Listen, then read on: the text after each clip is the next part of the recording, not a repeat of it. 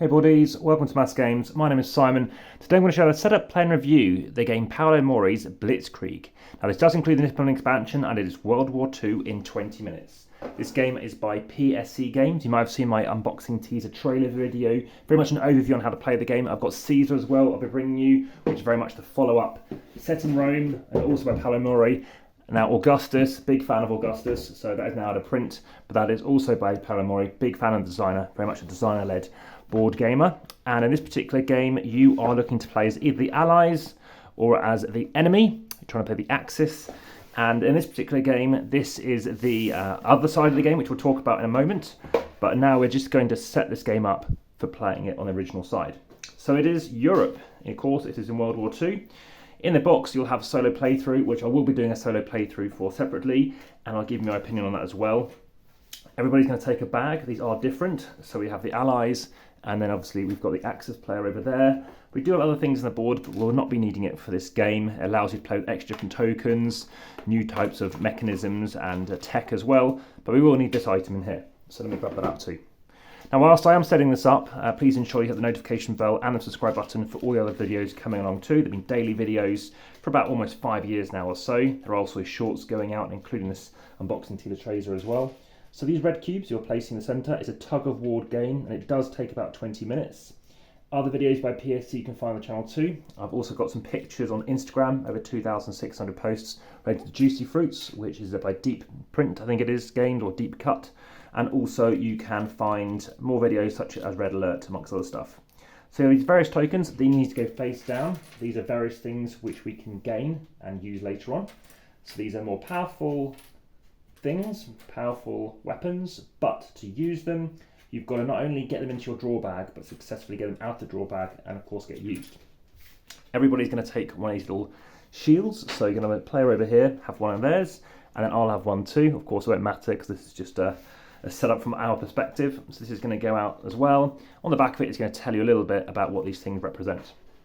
So let's say that we're starting as an allied player. Allies always go first, and the ultimate aim is to reach 25 victory points. When that's reached, it triggers a final round. So if we're the allied player, then the Axis get one more turn, and then we see who's the winner.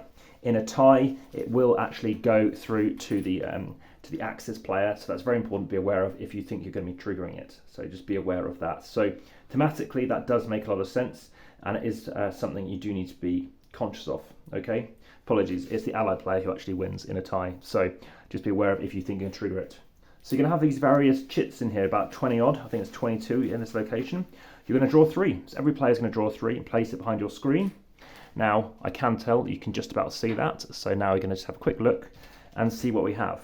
So I've presently got 3 tokens, which I'll talk to you about. So I've got this is a tank. This can go on a brown spot, a land spot. I also happen to have my bag completely at random. We didn't know what I was going to get. A naval tile, which means I can go on a naval spot. So how do I reach 25 victory points? Well, wherever I go, I will get a benefit. So there is a player aid at the back of the book, so we can leave that in shot as well. I can choose to go over here. This allows me to draw one more token. So there's 2 ways to win the game. Have the most victory points at the end, and a tie, of course, is the allied player who wins, or at the beginning of your turn if you cannot place the tile. So for example, I could go over here. This allows me to draw one of these, and at the end of my turn, I'll be drawing and placing out one of these back into my bag. So I will take one of these if I want to, which in this instance is a more powerful tank. Nothing in my bag will go up to 4. So it allows me to play out, obviously, this tank, but it has to go into my bag. I've got to successfully draw it. I could go over here and get a straight up 1 victory point. Having said that, anything can go here. So we have tanks, we have got boats, and also planes can go anywhere. So that'll give me a victory point. Why do I want to go there? Well, I'm now moving my position 3 left. Okay, I'll just talk about the other positions for now. So we have 5 theatres of war. We have Western Europe, where obviously there's a bit of mud and a bit of water. We have the Pacific Ocean, mainly water. Eastern Europe, mainly land. Africa, Middle East, a bit of both, and Southeast Asia. Fair amount of islands over there, so a bit of water as well, a bit of land. So, aim in the game is to control these various theatre of operations. These theatre of operations all have a campaign, all represented by the top line. So I can't go down here with my tank. I could go over here, so we'll do this as an example. I move 3 positions in my direction, 1, 2, 3, plus I get an additional 1.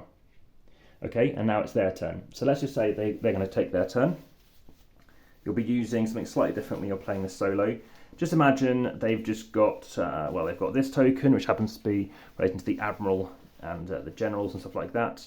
Another token happens to be another water token, so they couldn't have gone there anyway. We don't know that. And the final one happens to be a tank. Now, this isn't a good move for them, but if they want to go here, let's say, now again, I would have also drawn up another tile at the end of my turn. So my extra tile happens to be another tank. They've gone there for 2. They move 2 in 2 positions. And there is a reason why they might want to do it. Now it closes off, and whoever's controlling that side of it, in a tie, nothing happens. That person gets 2 victory points. So right now, I'll get myself 2 victory points. I move up, and straight away, I've already got some victory points. The reason why they might want to go there is if they don't, and they go somewhere else, then on my turn, if I've got a tank, in this case I do, I move an additional 2 positions. I was already up to 4. I move an additional 2, 1, 2. I get 2 victory points, and as I've crossed this victory point marker as well, I get an additional 1, so that would give me 3 victory points. Again, if you go further on, you're going to get yourself 2 in addition to whatever it is. And now this is unlocked, which is generally more powerful because you can draw more of these tiles, which as we know are quite powerful and valuable. Then you can do it again. Equally, by going there, someone else can go there, and then you might be able to react. So there's a constant balance and pivot between where you want to go. So let's talk about the other places that we can go. We've talked about these 2 locations. This row, you can go here. Basically, it's bombing, which means if you go there, so I've got an admiral token, then I secretly will remove one of their tokens. Now, we'll talk to you about a review at this moment in time because they could just flip over their tokens and pick one of them, but it's easy to say pick the leftmost tile or something like this, because as soon as these are into the mix, it's difficult for them to blindly discard a tile. That's what that can do. Over here, of course, is you're drawing one of these tiles. We've talked about these. Lets you get more tiles, so if you do get bombed, you're mitigating the risk of you accidentally, obviously completely losing the game because you can't play. And I've never seen in a game yet whereby you've lost the game purely from running out of tiles, but it can occur if you don't watch out for the bombing effect. Over here, this allows you to move 3 in a different theatre of operation. So whichever campaign you're currently doing, that is now going to help you move 3 in a different position. Equally, you've got +1 over here. So this is called strategic advantage. This is called tactical advantage. Obviously, we've talked about this is known as research. We've talked about propaganda, which are these ones over here. And obviously, like I said, things do get stronger. Straight up, you can start off with 2 victory points over here. Some of these, obviously, campaigns can score you more. They get more as you go. Now, what happens if you reach the very end? So imagine you've gone over here. So imagine I've taken one of my tiles and I've gone down here. Let's just use them as an example. What could they use? Let's say they've played a 3 here. Then they're moving something else 3. But imagine it was my turn, just so we're sticking from this perspective. I move 3 somewhere else. So I move 1, 2, 3. I'm not quite at this point yet. But if they're not going to go here and they do something else, maybe they think as a net gain it's better. And then I do manage to finally complete the very end, and I've only reached, I don't know, let's say to this position, I claim every other benefit in this theatre of operations. I claim myself 3 victory points, I claim myself 6 victory points, I claim 2, I can't move up anymore, but I can move something else 3, there's a bombing effect, they're going to lose a tile at random, and I get to draw 2 of these tiles. So it's very strong to finish off one of these theatre of operations. Of course, that's done for the rest of the game now, and you're focusing somewhere else. So it's a strong swing, but of course you're committing solely to going to that one location. So let's talk about these people as well. What this person lets you do, they are admirals. So imagine I played over here. Then firstly, I get the benefit. I will get myself one of these tokens into my bag. I also get 1 extra position move, which is per standard. You get 1 for that, plus any other, which happens to be in this case a navy. So I get a total of 2. So move 1, 2. And that's how it works. Of course, I get 2 victory points if obviously the Axis player hadn't been there. That's how the game works. When you get to 25, most of these will be filled up, and of course it's going to come down perhaps to the wire. I have had tie breaks in this game. Sometimes I've had some big swings, sometimes it's been a point or 2 in it. Of course, sometimes you are going higher than 25. Very interesting tug of war. I've actually had games last only 8 minutes in the past. So very interesting. Of course, you can drop some great tiles, but if they don't come out, then that is what you have to deal with. You do start off with exactly the same tiles initially, and that's the game. Now, do remember you need to chuck everything back in your bag, how you started. So these do need to go away. And let me quickly show you how the Nippon expansion works. So this time, basically Japan and of course the Axis team have won. So now what's going to happen is they have gone over to America, and now it is the Japanese fighting the Germans. So it is the Japanese who will be starting, and you're thinking out where to go. So firstly, you do need to go into your bag, chuck out the allied player and put in these instead, slightly different tokens. Again, I haven't shown you what a plane had been drawn, so let's see if I can grab a plane. There's a plane. So a plane lets you go, of course, anywhere in these spaces, just like on the other side of the board, and that is what a general looks like as well. So you can do stuff like that. You do get blitz tokens, so you can use one of them and go twice. If you watch my samurai video, I'll make sure that pops up as well. That's another example. So again, you're playing with these tokens in your bag, drawing up 3 as per usual. There's only 4 starting locations. We have Honolulu. I have been to Pearl Harbor, in fact, I've dived there as well. Kind of sat in a fighter plane over there. So, underwater. So over here, we've been these various locations. In fact, we've pretty much been to most of these places on this map as well, aside from Anchorage, passed through Jacksonville.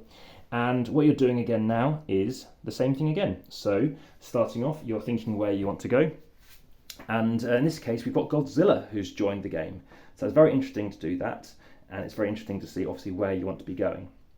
So, let's see what we're going to choose. Obviously, we're now playing with grey, and in this case, we're playing with the Japanese player being tan. Like I said, the Japanese go first.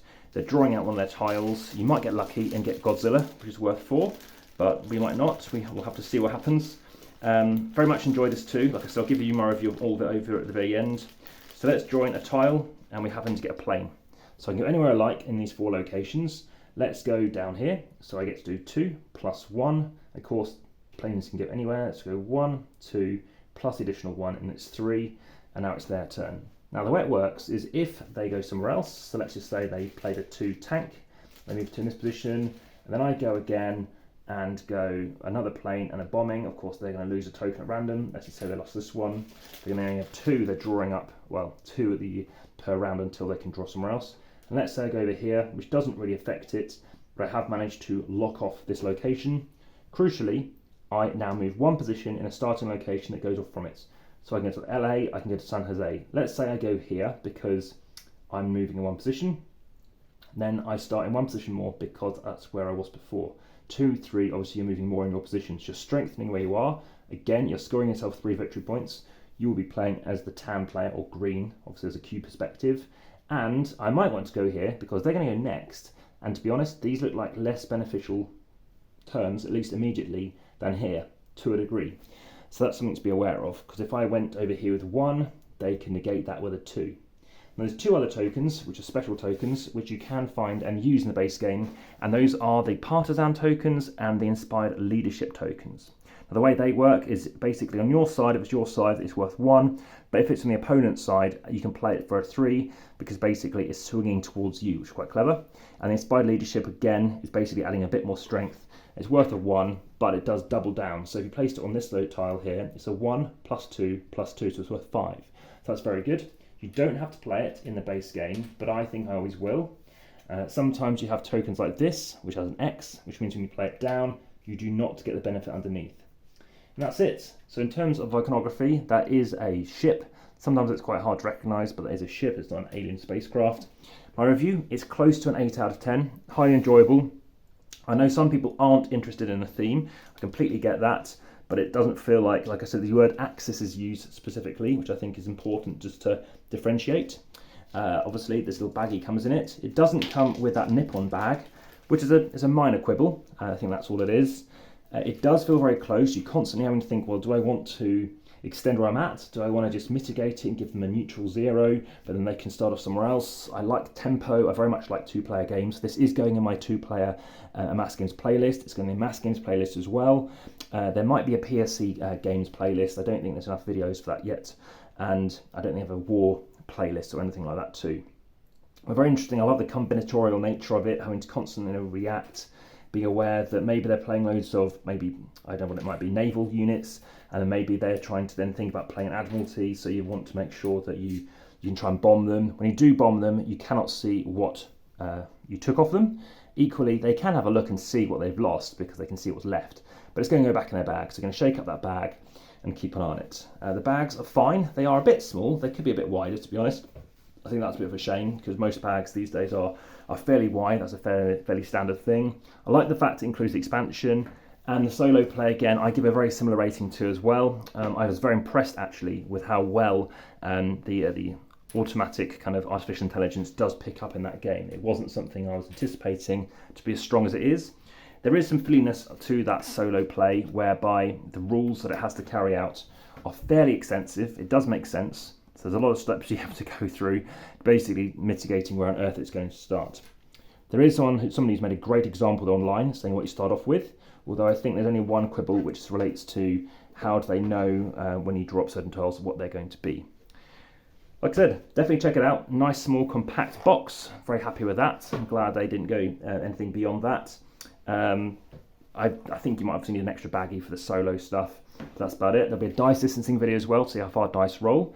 So that's going to come along too. Any other questions, let me know. Comments on YouTube are best.